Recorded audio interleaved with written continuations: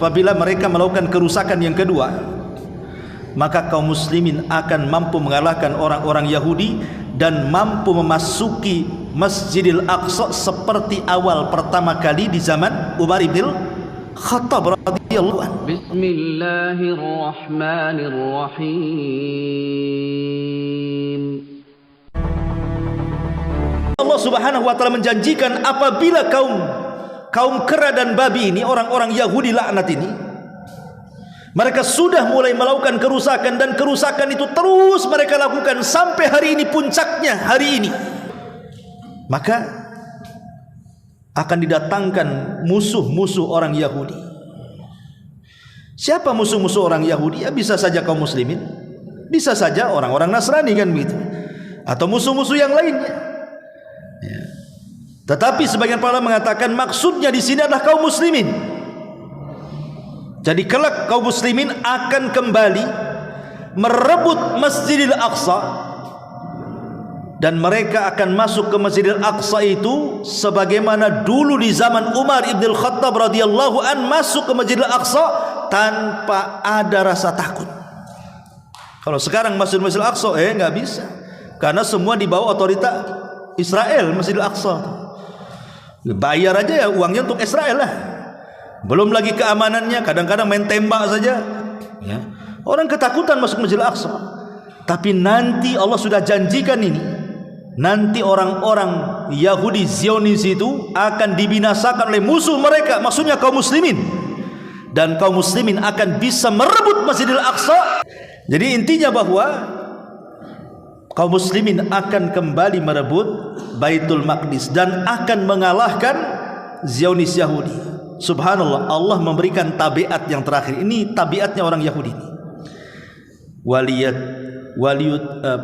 Waliyutabbiru ma'alau tadbira, dan mereka membinasakan apa saja yang mereka kuasai. Ingat orang Yahudi, kalau mereka sudah ada tanda-tanda kekalahan, maka mereka akan menghancurkan rumah-rumah mereka.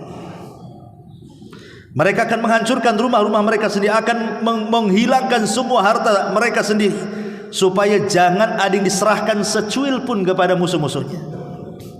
Itu pelitnya orang Yahudi. Jadi kalau sudah nampak mau kalah nih, mereka akan hancurkan rumahnya. Emas-emas mereka buang, semua dibuang, uangnya dibakar supaya jangan diambil. Itulah mereka orang-orang Yahudi itu. Jangan ada satu barang pun direbut oleh musuh-musuhnya, padahal mereka sudah mau kalah tuh. Ma'asyiral muslimin yang dimuliakan Allah Subhanahu wa taala. Intinya, kapan kaum muslimin bisa mengalahkan mereka? Kapan? Ini kan jelas janji Allah nih. Apabila mereka melakukan kerusakan yang kedua, maka kaum muslimin akan mampu mengalahkan orang-orang Yahudi dan mampu memasuki Masjidil Aqsa seperti awal pertama kali di zaman Umar ibn Khattab radhiyallahu anhu. Lah dari sini kemudian muncul prediksi sampai keluarlah fatwa siapa tadi? Ahmad Yasin. Karena sekarang sudah lihat bagaimana kerusakan orang-orang Yahudi dan bagaimana kecanggihan Hamas, kan gitu ya. Kelompok kecil yang tidak punya negara, yang hanya di bawah otoritasnya Israel, kan itu. Mereka pun negaranya kecil, kok bisa kemudian menggalang kekuatan begitu luar biasa, sekali nyerang 5.000 roket itu dari mana? 5.000 roket itu dari mana coba ingat? Bukan sedikit 5.000 roket ketika badai Al-Aqsa.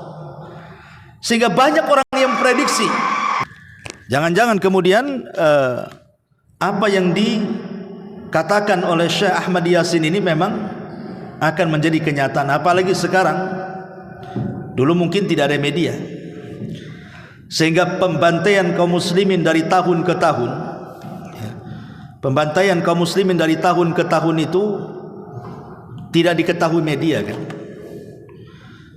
Padahal mereka membunuh biasa saja. Udah ratusan jiwa mereka bunuh itu dari tahun ke tahun itu.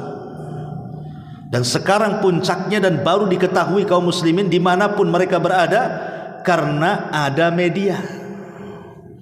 Barulah dikutuk oleh semua negara. Tetapi kutukan itu apa kemudian berpengaruh? Tidak juga, resolusi PBB juga tidak ngaruh. Ya gimana mau ngaruh coba? Yang meletakkan Inggris, yang menyokong Amerika, yang punya PBB juga mereka. Apa yang mau ngaruh? Yang ngaruhnya sih kita aja lah, himbauan, gencatan senjata gitu saja kan begitu. Ma'asyiral muslimin yang dimuliakan Allah Azza wa. Tapi para ulama mengatakan, ya kalau itu kan istihadnya pribadinya beliau, pribadinya Syekh Ahmad Yasin, mungkinlah beristihad seperti itu kan begitu. Kalau memang istihad mereka dia benar, alhamdulillah. Mudah-mudahan 2027 ini Palestina merdeka, Israel hilang dari peta dunia kan begitu. Hilang dari peta dunia. Sebagaimana dulu Bosnia dengan Yugoslavia kan itu. Yang kita kenal Yugoslavia itu negara besar sama dengan Israelnya. Kalau Palestina, Bosnianya dihantam pula Bosnia itu. Sekarang Yugoslavia hilang, Bosnia pula yang ada. Ya boleh jadi mungkin nanti Palestina yang ada, Israel nggak ada kan begitu ya. Kita sih umat Islam hanya berharap. Tapi apakah kemudian dipastikan 2027? Ya wallahu a'lam. Ya kita hanya aminkan. Tapi kalau tidak terjadi, jangan pula salahkan Qur'annya. Karena masalahnya beliau ini berdalil dengan angka 40 tahun dalam kisah Nabi Musa alaihi wassalam ketika berada di Ardi Teh. Ya, lihat penafsiran dia. Tapi kalau seandainya sampai 2027 kok tidak merdeka juga Israel makin kuat, berarti ya itu ijtihad dia. Jangan pernah salahkan Quran. Karena penafsiran Al-Quran ini ya kadang-kadang ditafsirkan berbagai macam, dan ulama-ulama dulu juga sudah mentafsirkan, dan kita mengacu kepada tafsir-tafsir yang kredibel dari para ulama-ulama salaf yang sudah ada. Ya walaupun usaha ulama-ulama kontemporer mengatakan seperti itu, tapi kita tidak bisa memastikan. Apalagi dengan melihat kondisi kelemahan kaum muslimin hari ini, rasanya mustahil. Rasanya mustahil. Kenapa?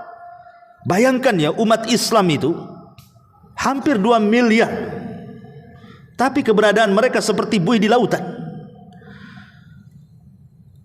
Kalau seandainya umat Islam mau bersatu saja memerangi Israel, sebentar aja kan begitu.